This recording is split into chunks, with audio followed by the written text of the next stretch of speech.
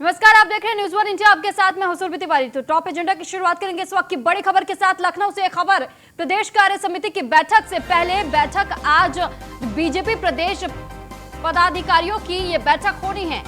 तो आज बीजेपी प्रदेश पदाधिकारी बैठक करने वाले हैं। प्रदेश अध्यक्ष स्वतंत्र देव की अध्यक्षता में ये बैठक बुलाई गई है। स्वतंत्र देव सिंह की अध्यक्षता में ये बैठक का आयोजन किया जा रहा है और ऐसे में प्रभारी राधा मोहन सिंह भी मौजूद रहेंगे। तो साथ ही प्रदेश महामंत्री संगठन सुनील बंसल भी इस दौरान मौजूद रहेंगे। और साथ ही साथ ये बताया जा रहा है कि जो ये कार्य समिति की बैठक बुलाई जानी है, दरअसल पंचायत चुनाव है, तो ऐसे में बीजेपी कमर कसकर तैयार है और ये माना जा रहा है कि इस बीच स्वतंत्र देव सिंह की अध्यक्षता में जो बैठक होनी है कार्य समिति की, इस बैठक के तहत स्वतंत्र देव सिंह बीजेपी कार्यकर्ताओं से संवाद कर सकते हैं। कई मुद्दे अहम रहने वाले हैं, जैसे कि पंचायत चुनाव की बात करें या फिर विधानसभा चुनाव को लेकर के बात की जा सकती है।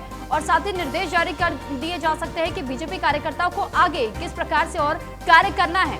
तो कार्य समिति की बैठक बुलाई जा रही है आज और इसके अध्यक्षता स्वतंत्र देव सिंह करेंगे। तो बैठक में प्रदेश प्रभारी राधा मोहन सिंह भी मौजूद रहेंगे। तो प्रदेश महामंत्री संगठन सुनील बंसल भी इस दौरान मौजूद रहेंगे और ये बेहद अहम बैठक मानी जा रही है, क्योंकि लगातार बीजेपी कमर कसती चली जा रही है अपनी, और यही कोशिश बीजेपी की तरफ से कि अपना पलड़ा कैसे भारी करना है चुनाव में, इसको लेकर के लगातार बैठकों का दौर जारी है बीजेपी की तरफ से।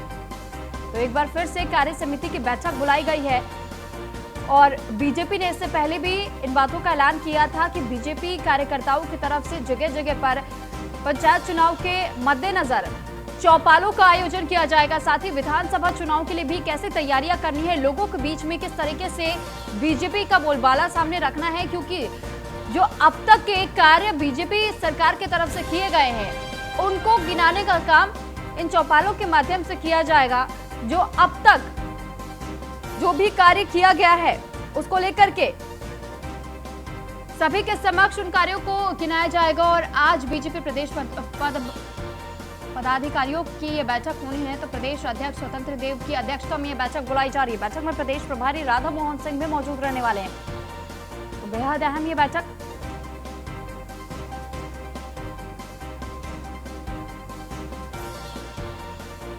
और इस पर अधिक जानकारी के लिए नीलेश चौहान संवाददाता हमारे साथ लाइव जुड़ चुके हैं। नीलेश, आपसे जानकारी चाहेंगे कि जो बैठक कार्य समिति की बुलाई जा रही है बीजेपी की तरफ से, इस बैठक में बेहद खास जो मुद्दा रहने वाला है, किन मुद्दों को लेकर के चर्चा की जा सकती है? समिति की बैठक है और ये बैठक की अध्यक्षता प्रदेश अध्यक्ष स्वतंत्र देव सिंह करेंगे। उसके अलावा प्रदेश संगठन महामंत्री सुनील बंसल इस बैठक में मौजूद रहेंगे, राधा मोहन सिंह इस बैठक में मौजूद रहेंगे। अगर बैठक की बात की जाए तो बैठक उत्तर प्रदेश में होने वाले पंचायत चुनाव को लेकर चर्चा इस बैठक में की जाएगी। वहीं आगामी विधानसभा चुनाव को लेकर भी इस बैठक में चर्चा की जाएगी, क्योंकि जो विपक्षी दल है, चाहे वो सपा हो, बसपा हो, आम आदमी पार्टी हो, कांग्रेस हो, लगातार वो तमाम प्रदेशों का दौरा कर रहे हैं, जनता के बीच जा रहे हैं। ऐसे में उत्तर प्रदेश की बीजेपी की सरकार उत्तर प्रदेश में है। ऐसे में ये कहा जा सकता है कि बीजेपी का जो संगठन है, जो बूथ स्तर के कार्यकर्ता है, उनके लिए क्या कुछ आगे की रणनीति रहने वाली है, किस तरीके से पंचायत चुनाव में अपने जो पदाधिकारी होंगे उनको लगाना है, किस तरीके से जो अपने कैंडिडेट हैं, जो प्रत्याशी, चाहे वो ग्राम सभा के प्रत्याशी हो, जिला पंचायत के प्रत्याशी हो, उनको कैसे जिताकर जनता के बीच में रखा जाए। तो इन तमाम मुद्दों को लेकर चर्चा की जाएगी, क्योंकि देखा जाता है कि पंचायत चुनाव जो होते हैं वो कहीं ना कहीं विधानसभा की राह को तय करते हैं। जिस पार्टी के कार्यकर्ता ज्यादा पंचायत चुनाव में विजयी होते हैं, तो कहीं ना कहीं उस जगह पर जो विधानसभा का प्रत्याशी होता है, होता है, उसकी आगे की जो रास्ता होती है वो खुल जाती है। तो ऐसे में आज ये बैठक काफी महत्वपूर्ण है और इस बैठक में तमाम जो बड़े पदाधिकारी हैं, चाहे स्वतंत्र देव सिंह हो, सुनील बंसल हो या राधा मोहन सिंह हो, इनके नेतृत्व में जब ये आज बैठक होगी तो तमाम तरीके के नीलेश, लेकिन जैसे कि ये स्वतंत्र देव सिंह की अध्यक्षता में ये बैठक बुलाई जा रही है, ऐसे में पिछली बार भी जब स्वतंत्र देव सिंह की अध्यक्षता में बैठक बुलाई जा रही थी तब भी उन्होंने ये ऐलान कर दिया था कि गांव-गांव चौपाल का आयोजन करेगी बीजेपी और इसी कार्य समिति के माध्यम से और जो कार्यकर्ता है बीजेपी के उनके माध्यम से ये प्रचार एक तरीके से फैलाया जाएगा लोगों के बीच में कि क्या क्या अब तक बीजेपी की सरकार जब से सत्ता में आई है तो कौन कौन से कार्यों को पूरा करवाया गया है, यानी कि लोगों के बीच में एक संदेश जारी करने की कोशिश की जा रही है। तो क्या लगता है कि ये एक माध्यम तैयार किया जा रहा है जो आने वाले चुनाव है उनके लिए रणनीति है?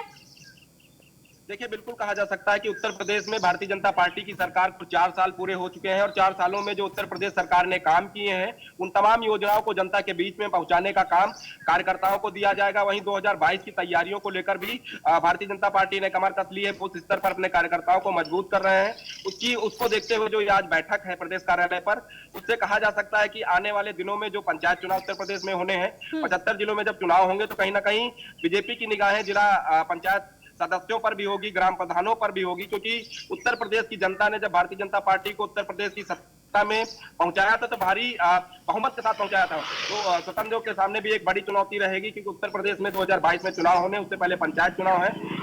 दोनों चुनाव पर किस तरीके से भारतीय जनता पार्टी अपनी पकड़ मजबूत करती है, उनके कार्यकर्ता गांव गांव जाकर चौल कैसे लगाते हैं, कैसे आम जनता के पास जो सरकार की योजनाएं हैं, चाहे वो कन्या सुमंगला योजना हो, उज्ज्वला योजना हो, या फिर दूसरी जो योजना सरकार आम जनता के लिए चला रही है, किसानों के लिए जो आज लगातार जो योजनाएं चला रही है, वो तमाम जो मुद्दे रहेंगे वो कहीं ना कहीं आम जनता के बीच पहुंचाने को लेकर आज इस बैठक में महत्वपूर्ण चर्चा की जाएगी। क्योंकि हाल ही में देखा गया है कि उत्तर प्रदेश समेत पूरे देश में किसान आंदोलन को लेकर विरोध प्रदर्शन देखा गया।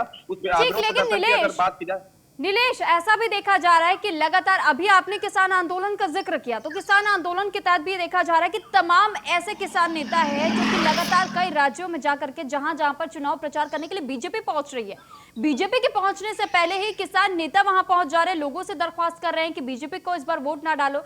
तो फिर क्या इसको लेकर के भी कोई रणनीति तैयार की जा सकती है इस बैठक के माध्यम से? देखिए, आज बैठक काफी महत्वपूर्ण होने वाली, महत्वपूर्ण कई मुद्दों को अगर देखा जाए, उत्तर प्रदेश के जो किसान नेता, चाहे वो राजेश टिकैत हो, जो लगातार ये ऐलान कर रहे हैं कि वो पश्चिम बंगाल में जाकर आम जनता के बीच प्रचार करेंगे कि वो भारतीय जनता पार्टी को वोट ना दें। ऐसे में सरकार के सामने एक बड़ी चुनौती है कि उत्तर प्रदेश के किसानों को कैसे सरकार की जो योजनाएं किसानों को लेकर चलाई जा रही है उससे अवगत कराया जाए। जो केंद्र सरकार किसानों के हित में 3 बिल लेके आई है, वो बिल एक्चुअल है क्या, वो जनता को बताया जाए। उसके अलावा 2022 को देखते हुए तमाम तरीके की समस्याओं का सामना भी भारतीय जनता पार्टी को करना पड़ सकता है, क्योंकि जिस तरीके से समाजवादी पार्टी, आम आदमी पार्टी और कांग्रेस लगातार उत्तर प्रदेश में सक्रिय है। खासतौर पर अगर हम पूर्वांचल के जिलों की बात करें तो पूर्वांचल जिलों का लगातार दौरा प्रियंका गांधी कर रही है, वही अखिलेश यादव भी लगातार वहां पर सक्रिय है। तो उसको देखते हुए तमाम रणनीति तैयार की जाएंगी। ठीक, बहुत शुक्रिया आपका नीलेश, तमाम जानकारी हम तक पहुंचाने के लिए। और अब खबर लखनऊ से, तो 6 आयुर्वेदिक अस्पताल में खुलेंगे वेलनेस सेंटर। तो योग प्रशिक्षक और सहायक नियुक्त करने की प्रक्रिया अब शुरू कर दी गई है।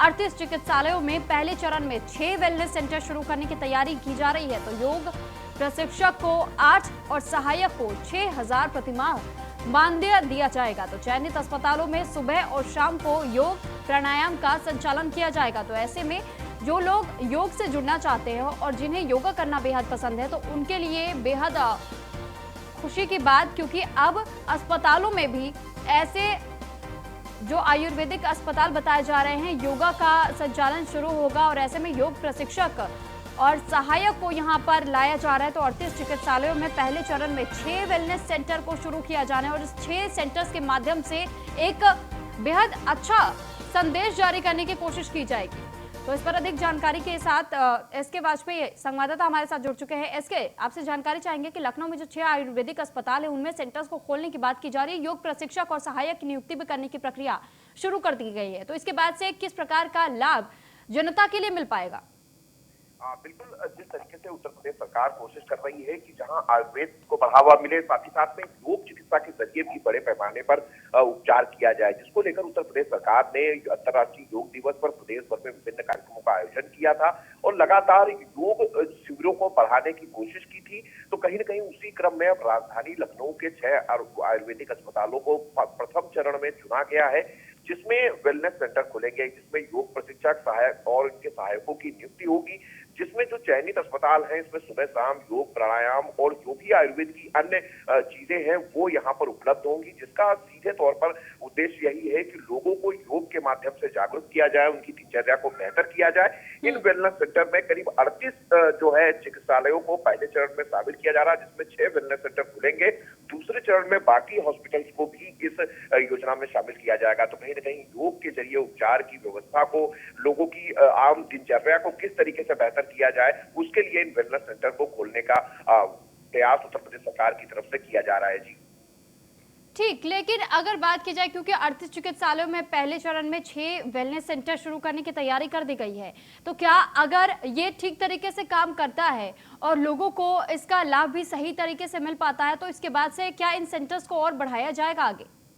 बिल्कुल, ये प्रथम चरण में 6 वेलनेस सेंटर खुलेंगे, जबकि दूसरे चरण में बाकी के जो आयुर्वेद हॉस्पिटल्स हैं उनमें भी ये सुविधा शुरू करने की योजना है। हालांकि राजधानी लखनऊ के फिलहाल 6 आयुर्वेदिक अस्पतालों में ये सेंटर खोले जा रहे हैं, जिसमें योग प्रशिक्षक भी नियुक्त होंगे और सुबह शाम ये वेलनेस सेंटर काम करेंगे, जिसमें लोग जाकर कहीं न कहीं योग के बारे में जान सकेंगे, योग के जरिए किस तरीके से अपनी दिनचर्या को बेहतर कर सकते हैं, उसके बारे में जानकारी होगी। इन बहुत सारी चीजों को लेकर ये वेलनेस सेंटर फिलहाल 6 अस्पतालों में काम करना शुरू करेंगे जी।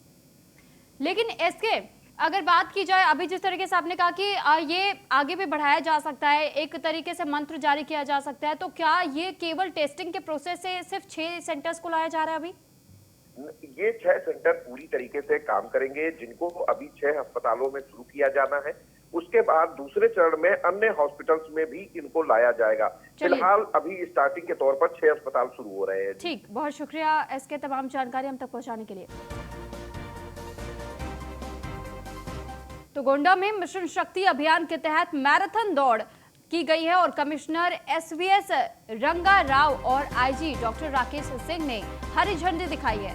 तो डीएम मार्कंडेय शाही और एसपी शैलेश पांडे भी प्रतियोगिता में मौजूद रहे हैं। मैराथन दौड़ में स्कूली छात्रों ने ताकत दिखाई है। छात्रों ने भारत माता की जय का उद्घोष किया है और गुरु नानक चौराहे से शुरू हुई मैराथन दौड़ प्रतियोगिता मिशन शक्ति कार्यक्रम के तहत ये मैराथन दौड़ का आयोजन किया गया था, जिसके बाद से गुरु नानक चौराहे पर इस मैराथन दौड़ का उद्घोष किया गया। तो मिशन शक्ति को बढ़ावा देने के लिए ये मैराथन दौड़ रखी गई थी। तो गोंडा की ये तस्वीरें भी हम आपको दिखा रहे हैं उस मैराथन दौड़ की, जिसमें छात्राओं ने बढ़ चढ़ करके हिस्सा लिया है। और गोंडा में मिशन शक्ति अभियान के तहत मैराथन दौड़ का आयोजन हुआ था, जहां पर कमिश्नर एसवीएस रंगा राव और आईजी डॉक्टर राकेश सिंह ने हरी झंडी इस मैराथन को दिखाई। तो डीएम मार्कंडेय शाही और एसपी शैलेश पांडे भी प्रतियोगिता में मौजूद बताए गए। मैराथन दौड़ में स्कूली छात्राओं ने अपनी ताकत को दर्शाया है। तो छात्राओं ने भारत माता की जय का उद्घोष भी किया। तो गुरु नानक चौराहे से शुरू हुई ये मैराथन दौड़ प्रतियोगिता और मिशन शक्ति कार्यक्रम के तहत इस मैराथन दौड़ का आयोजन किया गया था। तो मिशन शक्ति खासतौर पर महिलाओं और बालिकाओं के लिए, क्योंकि मैराथन दौड़ यहाँ पर आयोजित किया गया मिशन शक्ति को बढ़ावा देने के लिए, यानी कि जो छात्राएं हैं स्कूल में पढ़ने वाली छात्राओं को एक तरीके से बढ़ावा देने का कार्य या एक संदेश इस मैराथन के माध्यम से दिया गया है।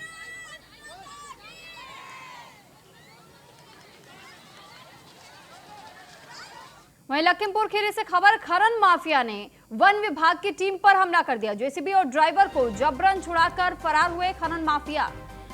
तो खनन माफियाओं का आतंक लगातार बढ़ता चला जा रहा है और ऐसे में ये खबर सामने आई है कि वन विभाग की टीम पर ही खनन माफियाओं ने हमला कर दिया है। लखीमपुर खीरी की यह खबर आपको बता रही, जेसीबी और ड्राइवर को जबरन छुड़ा करके फरार होना पड़ा है।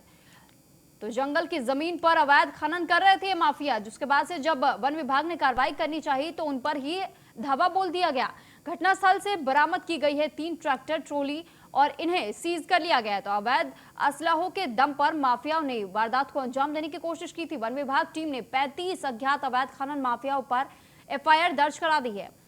धौराहरा थाना क्षेत्र के बिजहा गांव का ये पूरा मामला बताया जा रहा है। लखीमपुर खीरी की खबर, जहां पर अवैध तरीके से खनन किया जा रहा था खनन माफियाओं की तरफ से, और वन विभाग ने जैसे ही इस पर कार्रवाई करने की कोशिश की तो यहां उल्टे ही वन विभाग के कर्मियों पर ही हमला कर दिया खनन माफियाओं ने। दरअसल असलहों के मदद से उनके पास अवैध असलहे बताए जा रहे थे, जिसके दम पर अवैध खनन को अंजाम दिया जा रहा था। इस पर अधिक जानकारी के लिए अवध जायसवाल संवाददाता हमारे साथ जुड़ चुके हैं। अवध, जानकारी चाहेंगे कि लखीमपुर खीरी का जो पूरा मामला बताया जा रहा था, दरअसल वन विभाग क्या इतना कमजोर पड़ चुका है कि उन पर माफिया इस तरीके से हमला कर दे और उन पर फिर भी कोई कार्रवाई नहीं होती है? भी आपको बता दें कि जो खनन माफिया हैं उनके हौसले बहुत बुलंद हैं और रात को एक बार फिर सूचना मिलती है वनाधिकारियों को कि जंगल में अवैध खनन माफिया जो है खनन करा रहे हैं, जिस पर वन विभाग की टीम मौके पर पहुंचती है। चौंकाने वाली ये बात है कि जब वन विभाग की टीम मौके पर पहुंचती है, खनन माफिया जो है 2 दर्जन से अधिक खनन माफिया वन विभाग की टीम पर हमला कर देते हैं और उनके कब्जे में ली गई जेसीबी मशीन और ड्राइवर को छुड़ाकर फरार हो जाते हैं। ठीक, लेकिन क्या अब तक इन लोगों का कुछ भी पता चल पाया है कि आखिर ये कौन लोग थे जो कि खनन करने की कोशिश कर रहे थे?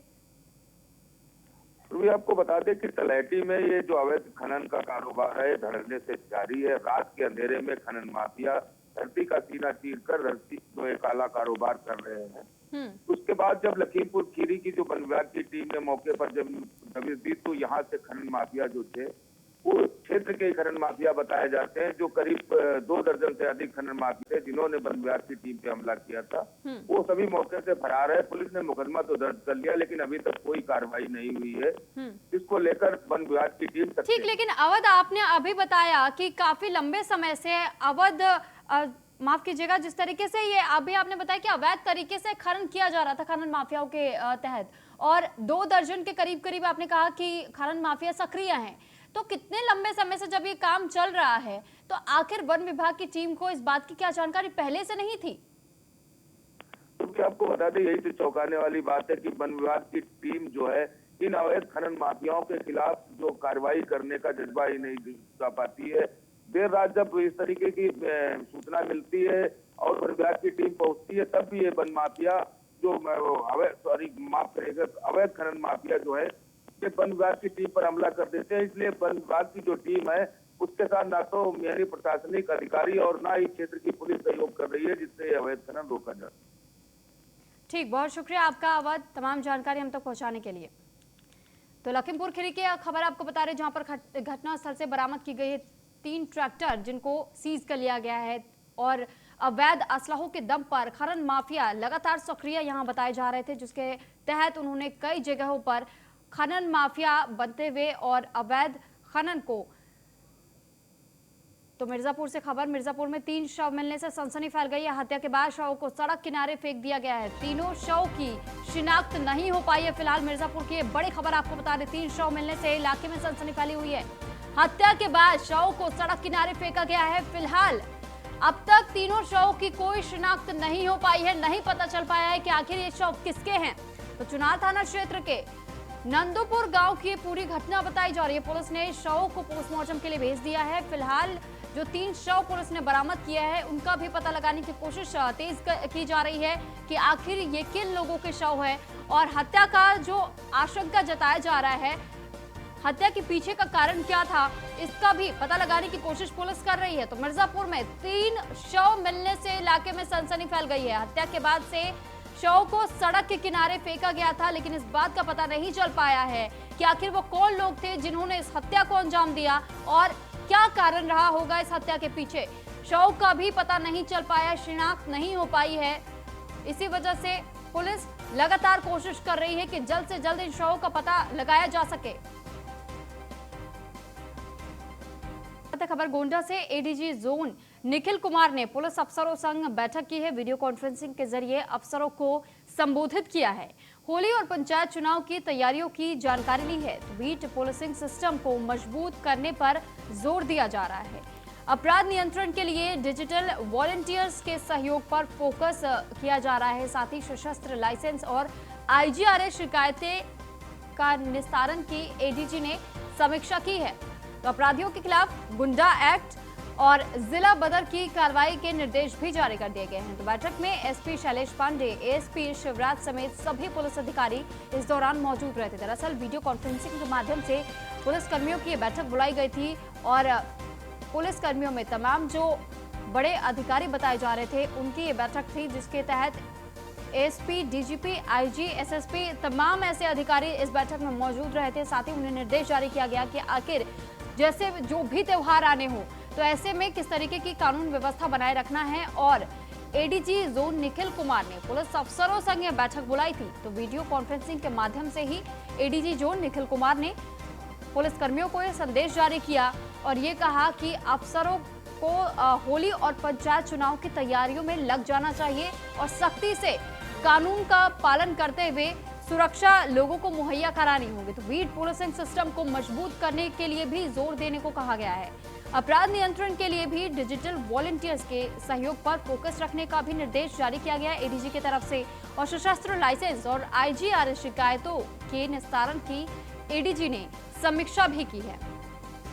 तो अपराधियों के खिलाफ गुंडा एक्ट और जिला बदर की कार्रवाई के निर्देश जारी किए गए हैं। और बैठक में एसपी शैलेश पांडे, एसपी शिवराज समेत सभी पुलिस अधिकारी इस दौरान मौजूद बताए गए। और इस बैठक के माध्यम से लोगों को ये संदेश जारी करने के लिए कहा गया कि सही से कानून का पालन करें। तो ऐसे में पुलिस कर्मियों को ये निर्देश जारी किया गया कि सुरक्षा व्यवस्था के कड़े इंतजाम त्योहारों के मद्देनजर किए जाने चाहिए। खबर बस्ती से पुलिस और बदमाशों के बीच में मुठभेड़ हुई है। मुठभेड़ में 50,000 का इनामी दीपक शुक्ला घायल बताया गया। 2 साथी फरार बताए गए और वहीं आरोपी से 1 पिस्टल, 3 फायर खोखा और 2 जिंदा कारतूस भी बरामद किए गए। तो कुछ दिनों पहले मुनीम नाम के शख्स की गोली मार करके लूटपाट को अंजाम दिया था इस आरोपी ने, जिसके बाद से अब इसकी गिरफ्तारी हो चुकी है। मुठभेड़ के दौरान ही यह आरोपी गिरफ्तार किया गया पुलिस वालों की तरफ से। तो उसके पैर में गोली लगी है, जिस वजह से घायल ये बदमाश बताए जा रहे थे और इसको नजदीकी अस्पताल में इलाज के लिए भर्ती करा दिया गया है। तो घायल बदमाश को अस्पताल में इलाज के लिए भर्ती कराया गया। वहीं पुलिस पूरे मामले की छानबीन कर रही है। तो परशुरामपुर और स्वाट टीम की संयुक्त टीम ने कार्रवाई की है। तो बस्ती में पुलिस और बदमाशों के बीच में मुठभेड़ हुई है। आरोपी के पास से पिस्टल, 3 फायर खोखा और 2 जिंदा कारतूस को भी बरामद किया है। साथ ही मुठभेड़ में 50,000 का इनामी बदमाश बताया जा रहा था, जिसका नाम दीपक शुक्ला सामने आया है। तो दीपक शुक्ला को फिलहाल पुलिस ने गिरफ्तार कर लिया, लेकिन वहीं उसके जो 2 साथी बताए जा रहे थे वो फरार होने में कामयाब रहे। उनकी तलाश भी पुलिस की तरफ से की जा रही है। लेकिन इस आरोपी के पास से 1 पिस्टल, 3 फायर खोखा और 2 जिंदा कारतूसों को बरामद कर लिया गया है। इस पर पहले से भी कई केसेस दर्ज थे। लंबे समय से पुलिस को इसकी तलाश थी। देखिए, आज थाना परशुरामपुर में हमारी स्वाट टीम और हमारे थाना परशुरामपुर की जो टीम है, इसके द्वारा एक अभियुक्त की मुठभेड़ में गिरफ्तारी हुई है, जिसका नाम है दीपक शुक्ला। और ये महनिया छपिया गांव के रहने वाले हैं। थाना छपिया गोंडा के निवासी है और इनकी तलाश थी पहले से ही। और आज ये जो नारायणपुर रोड है, भवनार नारायणपुर रोड, इस पर इनकी मुखबिर से सूचना मिली थी जाने की सुबह करीब 4:30 बजे के आसपास में। इसी पे मुखबिर की सूचना पे पुलिस ने इनकी घेराबंदी की और घेराबंदी में इनको रोकने का प्रयास किया गया। तो इनके द्वारा पुलिस टीम को फायर किया गया, जिसमें हमारे एक थाना प्रभारी है, उनकी बुलेट प्रूफ जैकेट में, और बाकी जो एक कांस्टेबल है उनके हल्की चोट लगी है। और इसी दौरान इनको पैर में गोली लगी है और इनको अभियुक्त को गिरफ्तार किया गया है।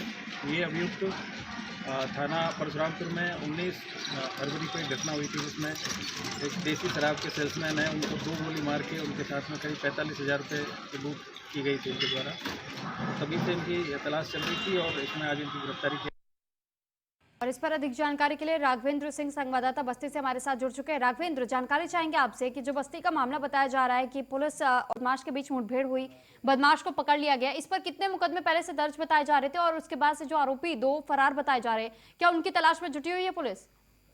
आपको बता दें कि मुख्यमंत्री योगी आदित्यनाथ की ठोकों तो बस्ती पुलिस चल पड़ी है। माफियाओं के हौसले पस्त हो चुके हैं, जिसमें पुलिस ताबड़तोड़ इन माफियाओं के खिलाफ कार्रवाई कर रही है। उसको लेकर पुलिस से माफिया भाग रहे हैं, लेकिन ये मुनीम को गोली मार कर यह लोग भगे हुए थे। उससे रुपया लूटा गया था, जिसको 3 दिन पहले पुलिस ने इसके अन्य साथियों को गिरफ्तार कर जेल भेज दिया गया था। आज इसके मुखबिर की सूचना पर 50,000 के नाम अपराधी दीपक शुक्ला को पुलिस और बदमाशों के बीच जो मुठभेड़ हुई, तो उसमें दीपक शुक्ला को पैर में गोली लगी। इसके साथ ही 2 अन्य फरार में पुलिस नाकाबंदी की हुई है। जल्द ही उसे गिरफ्तार किया जाएगा, क्योंकि गोंडा पुलिस और बस्ती की पुलिस बॉर्डर पर नजर बनाए हुए, जिस तरह यह कहीं खेतों में छुपा हुआ, उसको लेकर पुलिस लगातार नजर बनाए चारों तरफ से घेरे हुए है। कहीं न कहीं इनके 2 साथी कहीं खेत में छुपे हुए हैं, उसको लेकर पुलिस सतर्क है और उसकी तलाश जारी कर रहे हैं। चलिए ठीक, बहुत शुक्रिया आपका तमाम जानकारी हम तक पहुंचाने के लिए।